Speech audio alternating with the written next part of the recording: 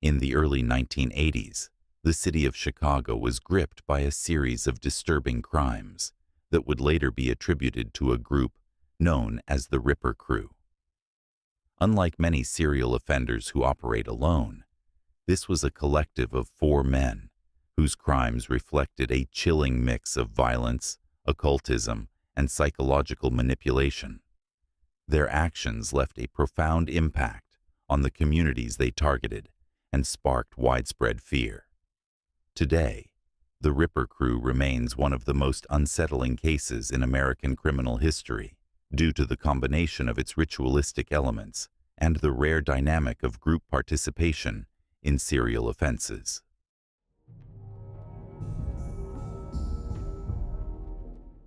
The group was primarily led by Robin Gecht, a former construction worker who had once been employed by serial killer John Wayne Gacy. Gecht's charisma and authoritarian presence played a significant role in recruiting the other 3 members, Edward Spreitzer and brothers Andrew and Thomas Kokoralais.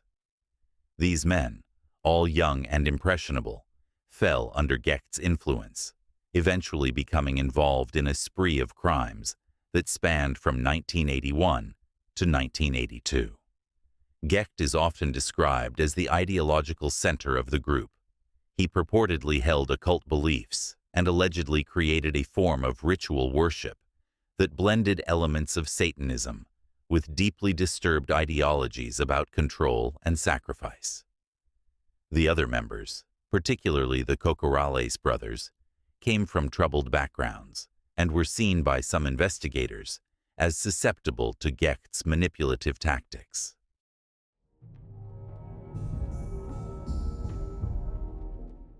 The Ripper Crew's crimes followed a terrifying pattern. They typically targeted women who were alone and vulnerable, often luring or abducting them into a van. This van, which was red and customized with a sliding door, became one of the most notorious images associated with the crew. Once in the van, the victims were subjected to extreme acts of violence. These acts were believed to be ritualistic in nature, with Gecht allegedly conducting ceremonies in which the others were forced or coerced into participating. What set the Ripper Crew apart from other violent offenders was the ceremonial aspect of their attacks. Reports and later testimonies suggested that the group would engage in rituals that involved chanting and the use of an altar in Gecht's attic. Prosecutors and investigators described this as a form of pseudo-religious activity designed to justify their actions and bind the group together psychologically. There were also reports that Gecht maintained a diary or ledger of their activities, further emphasizing the ritualistic nature of the crimes.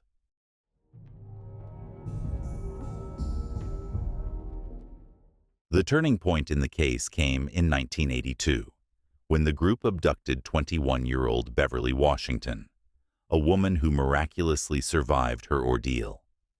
After being assaulted and left for dead along some railroad tracks, Washington was able to provide law enforcement with a detailed description of her attackers and the red van. Her resilience and bravery were pivotal in the capture and eventual conviction of the Ripper Crew members. Following a series of raids and interrogations, police arrested Robin Gecht, Edward Spreitzer, and the Kokoralais brothers. During their questioning, some of the men confessed, providing details about multiple murders and implicating one another. However, Gecht never confessed and has maintained his innocence to this day. The discovery of Gecht's home revealed disturbing evidence: occult paraphernalia, blood-stained items, and materials suggesting the practice of rituals. The confessions and physical evidence linked the group to the deaths of at least 18 women, though some investigators suspect the number could be higher.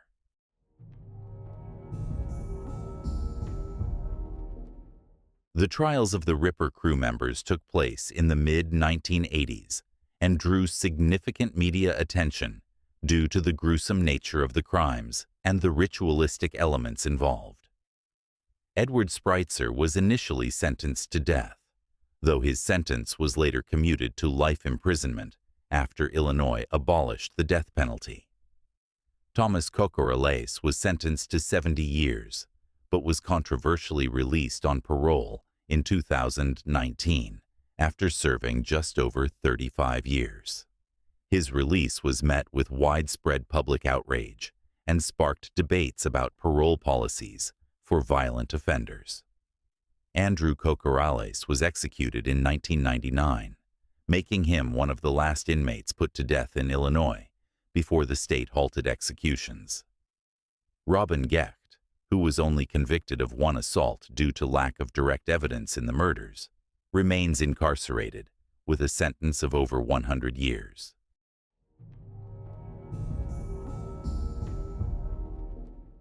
Experts have long debated what drives a group to commit such heinous acts in unison. In the case of the Ripper crew, Gecht is frequently characterized as a cult-like leader who used a blend of charisma, fear, and ideology to control his followers. The other members, particularly the younger Kokoraleis brothers, displayed signs of dependency and an inability to resist Gecht's influence. The psychological dynamics of the group resemble those found in destructive cults. Researchers note that such environments often include the erosion of personal boundaries, reinforcement of shared delusions, and ritual participation as a form of psychological bonding. Additionally, the crimes of the Ripper crew illustrate how ideological extremism, however loosely based, can escalate into acts of unspeakable violence when paired with the right conditions.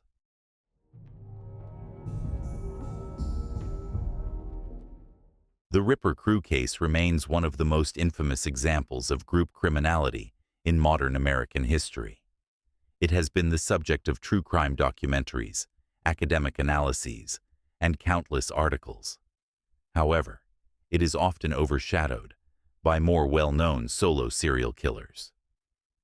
The case also continues to raise difficult questions about criminal justice, particularly around the rehabilitation of violent offenders and the influence of cult-like ideologies on young, impressionable individuals.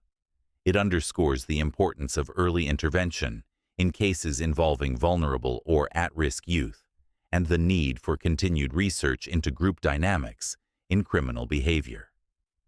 The story of the Ripper crew is a haunting reminder of how psychological manipulation, combined with a toxic ideology, can result in real-world tragedy. It challenges the typical lone wolf narrative associated with serial violence and presents a chilling portrait of what can happen when a group operates under the sway of a single, domineering figure. As their crimes fade into the past, the lessons from their case remain urgently relevant, warning us about the dangers of unchecked influence, societal isolation, and the allure of radical beliefs.